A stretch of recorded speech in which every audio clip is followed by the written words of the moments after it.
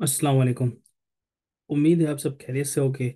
आज 26 अगस्त 2024 है और आज की प्रेजेंटेशन एंग्रो कॉरपोरेशन लिमिटेड के हवाले से डिटेल प्रेजेंटेशन है।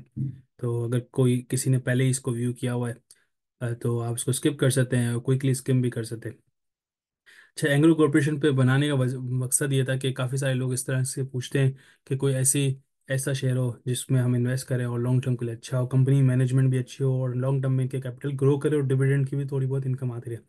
तो एंग्रो कॉरपोरेशन इस टाइप का शेयर है। इस पे मैंने डिटेल प्रेजेंटेशंस पिछले साल बनाई थी। इस साल मैंने इसके बायबैक पे थोड़े कवर किया था और इसकी बाइंग अपॉर्चुनिटी बताई थी जब डिविडेंड अनाउंस हुआ था। इसके अलावा मैंने इस पे कोई डिटेल प्रेजेंटेशन इस साल नहीं बनाई। तो आज की प्रेजेंटेशन इंशाल्लाह कवर करेगी इस कंपनी की डिटेल परफॉर्मेंस को, क्या करती है, इससे आपको इजी डिसीजन मेकिंग में इजीली डिसाइड कर सकेंगे आप क्या है ये आपके लिए कंपनी है या नहीं। प्रेजेंटेशन पे आगे बढ़ने से पहले रिक्वेस्ट है कि अगर चैनल को लाइक एंड सब्सक्राइब नहीं किया तो लाइक एंड सब्सक्राइब कर ले। इंशाल्लाह मजीद इंफॉर्मेटिव वीडियोस आती रहेंगी। आज के एजेंडा की बात करें तो आज के एजेंडा में बेसिकली कंपनी के ओवरव्यू और बैकग्राउंड पे बात करूंगा। कंपनी की पोर्टफोलियो कंपनीज के बारे में बात करूंगा। पोर्टफोलियो कंपनी से मुराद ये है कि ये एंग्रो कॉरपोरेशन के बहुत सारी सब्सिडीज हैं जिसमें इसने इन्वेस्ट किया हुआ है। तो उन कंपनीज के बारे में थोड़ा बहुत जिक्र करूंगा और और बताऊंगा कि ये कंपनी किस तरह कंपनी मुल्क के लिए फ़ायदेमंद है। इसके बाद इसकी फाइनेंशियल ईयर 2023 की अचीवमेंट्स के बारे में बात करूँगा, कंपनी ने क्या क्या मारे। फिर फाइनेंशियल रिजल्ट्स पे जिक्र होगा। इसके बाद प्राइस टारगेट पे जिक्र होगा। आखिर में मेरा व्यू, मैं क्या समझता हूँ इस कंपनी में कितना पोटेंशियल है ऊपर जाने का या नीचे आने का। आज की हमारी असेसमेंट की बेसिस बेसिकली कंपनी के बैकग्राउंड की वजह से होगी। फाइनेंशियल परफॉर्मेंस को देखेंगे, करंट प्राइस को देखेंगे, टेक्निकल एनालिसिस को देखेंगे। इसकी बेसिस पे हमारी असेसमेंट है जो कि आप अपनी डिसीजन मेकिंग के लिए हेल्प आउट करेगी आपको रिसर्च करने में।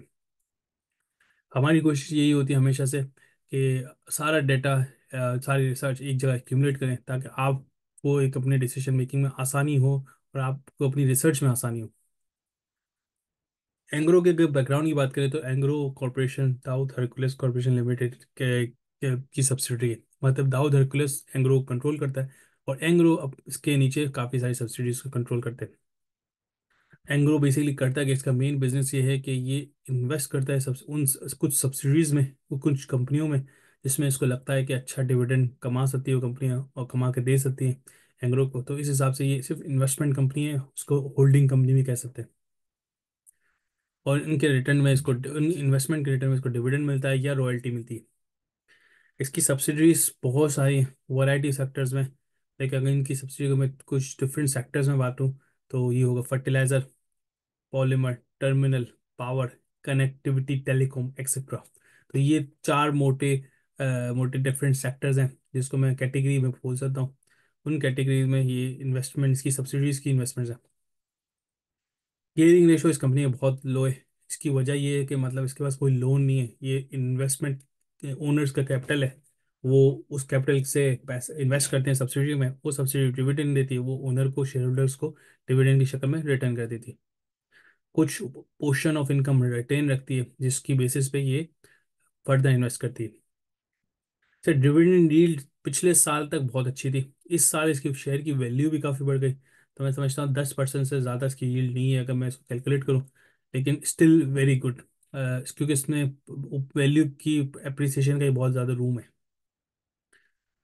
अच्छा, ये शेयर जैसा मैंने वीडियो के स्टार्ट में बोला था, वो कुछ लोग ऐसा शेयर चाहते हैं जिसमें वो रखें और भूल जाएं और एक्टिवली मॉनिटर नहीं करते। तो ये बेसिकली शेयर उन लोगों के लिए, क्योंकि इस कंपनी की मैनेजमेंट बहुत अच्छी है। एंग्रो कॉर्पोरेशन का अगर चार्ट का जिक्र करें तो उसकी मैंने जैसे जिक्र किया था, ये बेसिकली वो है एक होल्डिंग कंपनी है। इसके नीचे इसने सारी सब्सिडीज में इन्वेस्ट किया हुआ, सब बहुत सारी कंपनीज में इन्वेस्ट किया हुआ जो कि इसकी सब्सिडीज है। इसमें आप देख सकते हैं एफर्ट है, पॉलीमर है, फ्रेशलैंड कैंपिना है, एनर्जी है, एंग्रो एग्जेम्प्ट है, एंग्रो एग्रीकल्चर है, एंग्रो कनेक्टिविटी है, टेक्निकल सोल्यूशन है, एंग्रो टर्मिनल है, एनर्जी टर्मिनल है, इस तरह। इसके अलावा इसके पास कोई एंग्रो एनर्जी जो कंपनी है जिसमें इसकी 100% इन्वेस्टमेंट, उस कंपनी की एंग्रो पावरजन में है, पावरजन थर्ड में है, और इन तीन कंपनियों में जो कि in process of disinvestment, मतलब एंग्रो ने start of the year submit किया था सर्कुलर कि हम अपने थर्मल पावर प्रोजेक्ट को ख़त्म कर रहे हैं, उसको बेच रहे हैं। उसकी बेचने वाला सिलसिला लिबर्टी पावर के पास मेरे ख्याल में जा रहा है। तो उसके बेचने वाला प्रोसेस अभी इन प्रोग्रेस है। बिक जाएगा तो अच्छा खासा कैश फ्लो इस कंपनी के पास आएगा जो उसको 68% ओन करती है, और इमीडिएटली अल्टीमेटली एंग्रो कॉर्पोरेशन के पास आएगा। तो तकरीबन 1 अरब की वो इन्वेस्टमेंट है। सॉरी, 10 अरब की। एंग्रो सिर्फ एंग्रो पावरजेन की बात करूँ, सिर्फ 10 अरब की इसकी वैल्यूएशन है। तो 10 अरब से अगर 68% मल्टीप्लाई करो, तकरीबन 6.5 7 अरब एंग्रो के इसको मिलेंगे, एंग्रो एनर्जी के, क्योंकि 68% होल्डिंग है। और फिर ये इसको ट्रांसफर होगा एंग्रो कॉर्पोरेशन को, क्योंकि 100% होल्डिंग है। अच्छा, इनकी कंपनी के पोर्टफोलियो बेसिकली ये सीन है कि एंग्रो के जितनी भी सब्सिडीज हैं, एंग्रो की मैनेजमेंट इतनी स्मार्ट है। वो सिर्फ और सिर्फ उन सब्सिडीज में, सिर्फ और सिर्फ उन कंपनीज में इन्वेस्ट करती है जो मुल्क की प्रॉब्लम को सॉल्व कर रहा है। मिसाल के तौर पे एनर्जी, ये आप देख सकते हैं एंग्रो एनर्जी लिमिटेड, ये करती क्या है बेसिकली, एनर्जी की इम्प्रूव, एनर्जी बनाने से लेके एनर्जी के रॉ मटेरियल, जिसमें कोल आ गया और अदर अदर कोल आ गया, अल्टरनेटिव हो गए, सोलर हो गया, इस पे काम कर रही है। तो मुल्क के लिए एनर्जी का मसला है, ठीक है, पावर प्रोजेक्ट्स आईपीपी सब साइड पे, लेकिन इवेंचुअली डिमांड ज़्यादा है, सप्लाई कम है, जो कि फैक्ट है। और सस्ती बिजली बनाना तो बहुत अच्छा है। तो ये कंपनी बेसिकली अपनी कॉस्ट को कम, बिजली प्रोड्यूस करने की कॉस्ट को कम करने पे की मटेरियल दरियाफ्त करी। मिसाल के तौर पे ऐसी बिजली बना रही है जो कि कम कॉस्ट में बने। ये दूसरी कंपनी इसकी एंग्रो एलएनजी इन वोपक, ये बेसिकली एलएनजी से रिलेटेड है। तो ये भी एक बेसिकली कंपनी के लिए बड़ा ही सिग्निफिकेंट सेक्टर है, मुल्क के लिए सिग्निफिकेंट सेक्टर है। और इस पे ज़्यादा प्लेयर भी नहीं है। ये दूसरा है फ्रेश लाइन कैंपेन है, ये basically milk related, dairy products related है, जो कि मैं समझता हूँ उसको फूड की कैटेगरी में कैटेगराइज करना चाहिए, जो कि एक अच्छा सेगमेंट है जो एंग्रो के पोर्टफोलियो में मैं समझता हूँ। इस सेक्टर में कॉम्पिटिटर बहुत ज़्यादा है, लेकिन at the same time Engro की पोजीशन इस बड़ी स्ट्रांग है। तीसरी एंग्रो पॉलीमर और इंफ्रास्ट्रक्चर। इंफ्रास्ट्रक्चर का बेसिकली, इंफ्रास्ट्रक्चर ऑब्वियसली एक ऐसा एरिया है जिसमें इंप्रूवमेंट की सिग्निफिकेंट ज़रूरत है। बेसिक एग्जांपल देख लें, पाकिस्तान में 5G नहीं है, तो इसकी इम्प्रूवमेंट डेफिनेटली एक सम पॉइंट 5G को लेकर आएगी। Next is Engro polymer limited. इन्होंने नाम सही नहीं लिखा अपने प्रेजेंटेशन में, Engro polymer limited, Engro polymer chemical limited नाम है। तो कहने का मकसद है कि ये बेसिकली एक बोल सकते हैं पॉलीमर एंड केमिकल, ये एक बेसिकली ऐसी इन्वेस्टमेंट है जो मैं समझता हूँ कि इनके पोर्टफोलियो में लॉस मेकिंग इन्वेस्टमेंट है सो फार। इसकी सम रीजंस डेफिनेटली है कि ग्लोबल डिमांड है, ये सब चीज़ें, और ग्लोबल प्राइस भी है, तो इस हिसाब से इसके लॉस मेकिंग है। लेकिन एट द सेम टाइम सिर्फ इस कंपनी के अलावा इसके पास सारी ऐसी कंपनीज हैं एंग्रो कॉरपोरेशन के हमारे पास, जो कि एक प्रॉफिट मेकिंग है, प्लस एक मुल्क के प्रॉब्लम्स पे काम कर रही है। आखिरी में फर्टिलाइजर लिमिटेड, जिसका आपको अंदाजा है कितना बड़ा इसका स्टेक है इस सेक्टर में। अच्छा, अब जैसे कि टावर, इसके कुछ अचीवमेंट्स की बात करूं, जैसे कि इसकी ये कंपनीज है, इन्होंने जैसे एंग्रो इंफ्रास्ट्रक्चर है, तो इसकी अचीवमेंट यहाँ लिखी हुई। जो एंग्रो एनर्जी है, इसकी अचीवमेंट ये लिखी हुई। रिन्यूएबल एनर्जी है, इसकी अचीवमेंट ये लिखी हुई। और ये एलएनजी वाली है, इसकी अचीवमेंट ये लिखी हुई। तो इन्होंने ये चीज़ें अचीव की।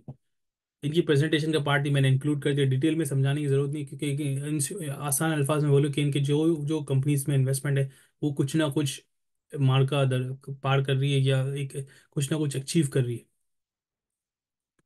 और डिटेल में इसकी मैंने एक अचीवमेंट लिख दी कि 2024 में अब तक इसने क्या क्या अचीव किया। तो आप देख सकते हैं कि इनके एक प्लांट ने सक्सेसफुल मेजर टर्न अराउंड किया।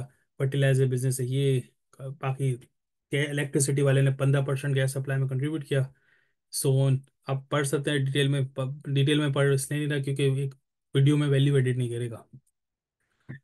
फाइनेंशियल परफॉर्मेंस की बात करें इसके, अगर अभी फिलहाल इसके रिसेंट जो जून वाले रिजल्ट्स हैं उसमें फुल अकाउंट्स दिया है, तो मैं बैलेंस शीट के लिए एसेट और लाइबिलिटी पोजीशन समझाने के लिए मार्च के नंबर्स यूज़ कर रहा हूँ। एसेट पोजीशन मार्च के नंबर पर स्टैंड अलोन पे 96 बिलियन है, 96 अरब। लाइबिलिटी की बात करूँ 19 अरब है। तो एसेट और current ratio wise excellent position.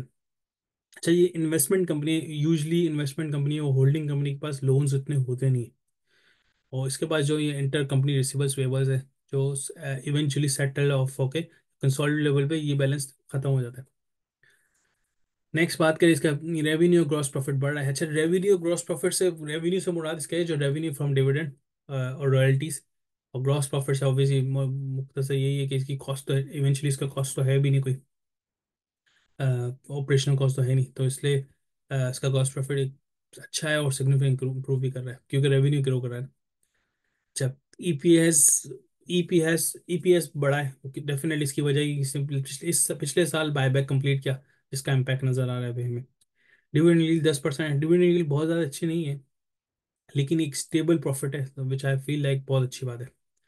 Book value सवा 413 रुपये, जो कि इंडिकेट करता है कि कंपनी बुक वैल्यू से नीचे ट्रेड कर रही है। अच्छा, इसके रिसेंट फाइनेंशियल रिजल्ट मैंने यहाँ पे मतलब इसका स्क्रीनशॉट डाला हुआ है, जिसमें हम देख सकते हैं कि इसके पिछले साल अगर हाफ बात करें, 11 अरब डिविडेंड था, इस बार 15 अरब है। और उसकी वजह ये एंग्रो फर्टिलाइजर से बहुत डिविडेंड आया है। ठीक है। रॉयल्टी इनकम भी इसी हिसाब से बढ़ी। बाकी अगर नेट प्रॉफिटेबिलिटी देखें, 9 अरब से 14 अरब हो गए, विच इज़ वेरी गुड कि बढ़ गया इसका। और ईपीएस अगर बात की जाए, 26 रुपये, पिछली बार 17 था। That's so very very good step.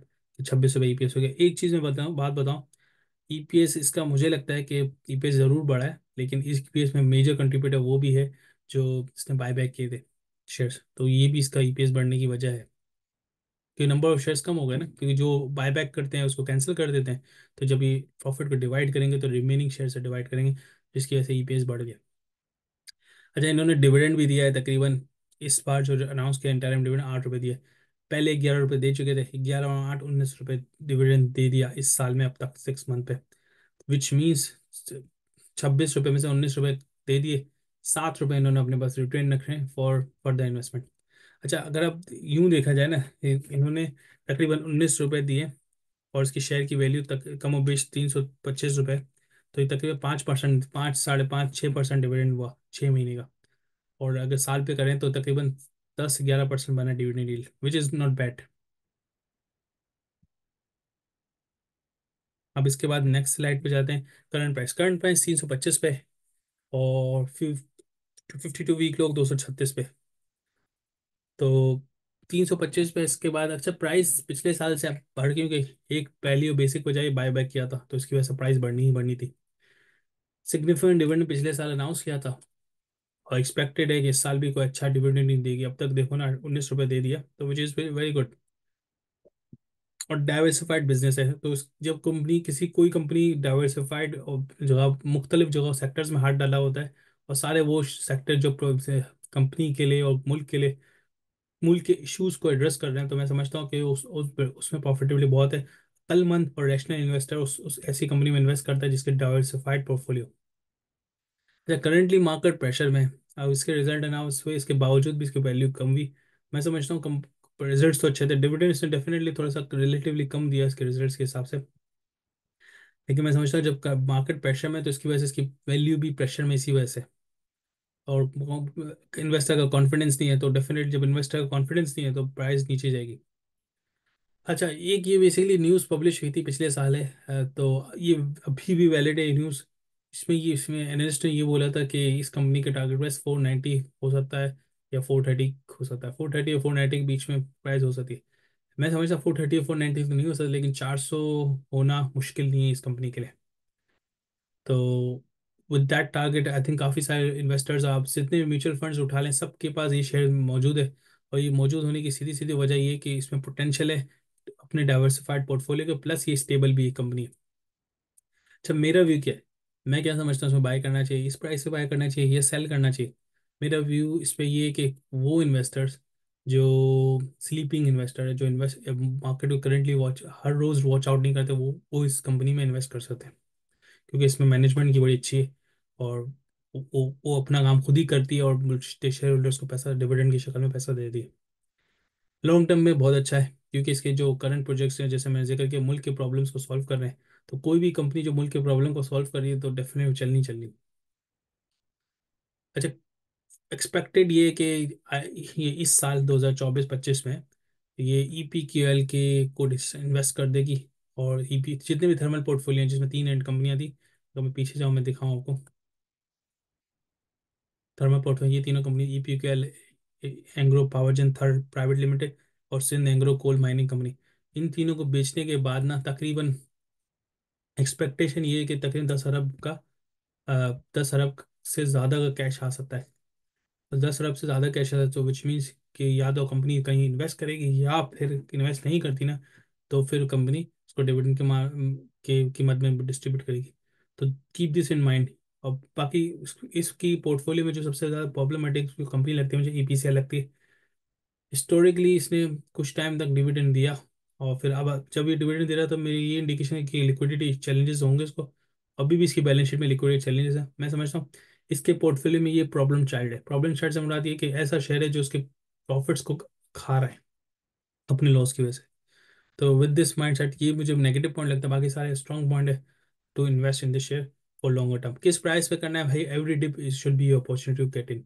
जितने भी डिप्स हैं आप उस पर वो आप समझ लें, आप उसको कैपिटलाइज करें, उसको बाय करें स्मॉल स्मॉल क्वांटिटी में। I think that's it. ये मेरी व्यू था इस प्रेजेंटेशन के हवाले से, इस कंपनी के हवाले से। कोई चीज़ मिस आउट की तो मुझे पता है, इंशाल्लाह मैं इसको कवर करूँगा अपनी नेक्स्ट वीडियो में। तब तक के लिए जज़ाकल्लाह, अस्सलाम वालेकुम।